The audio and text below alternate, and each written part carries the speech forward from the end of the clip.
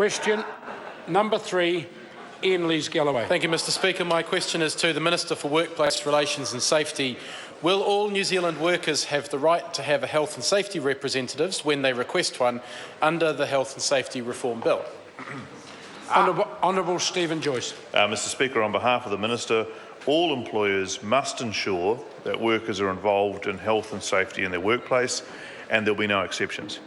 But the bill does improve the flexibility of the worker participation provisions. Not all businesses will be required to have an official health and safety representative. Supplementary question, Iain Lees-Galloway. Will agriculture be defined as a high-risk industry for the purposes of the bill? The Honourable Stephen Joyce. Well, Mr Speaker, the Minister has, on behalf of the Minister has made it clear that he will be talking further about the high-risk sectors and who will be in the high-risk sectors before the bill is passed finally through the House. Supplementary question. Supplementary question, Iain Lees-Galloway. Given that of the nearly 300 people killed at work in the last 5 years, 101 of those, 1 in 3, were agricultural workers, why is he even considering not defining agriculture as high risk? The Honourable Stephen Joyce.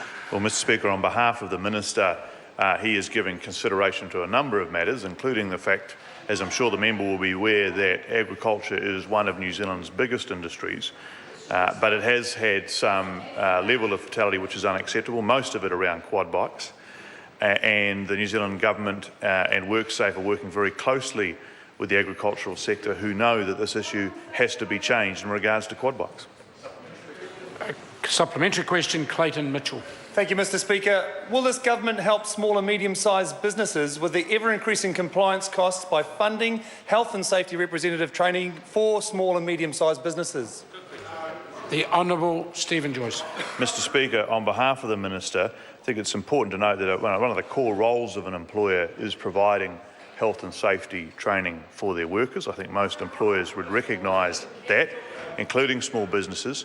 But the member will know that the government is being very careful to make sure the administrative burden on small businesses is not excessive as a result of this bill, and is in fact, where possible, reduced.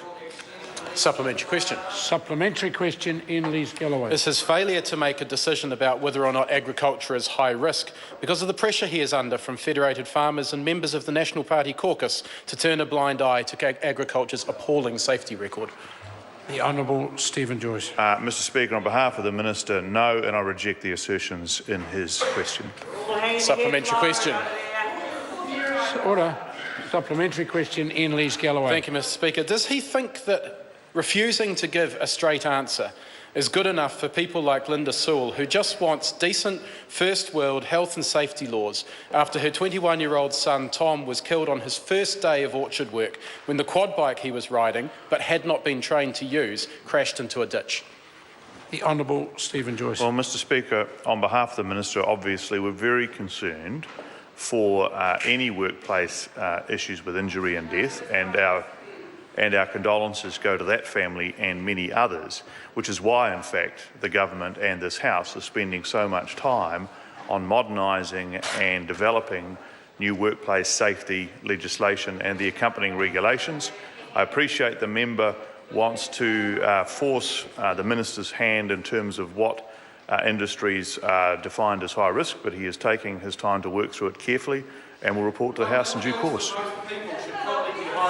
Order. Question.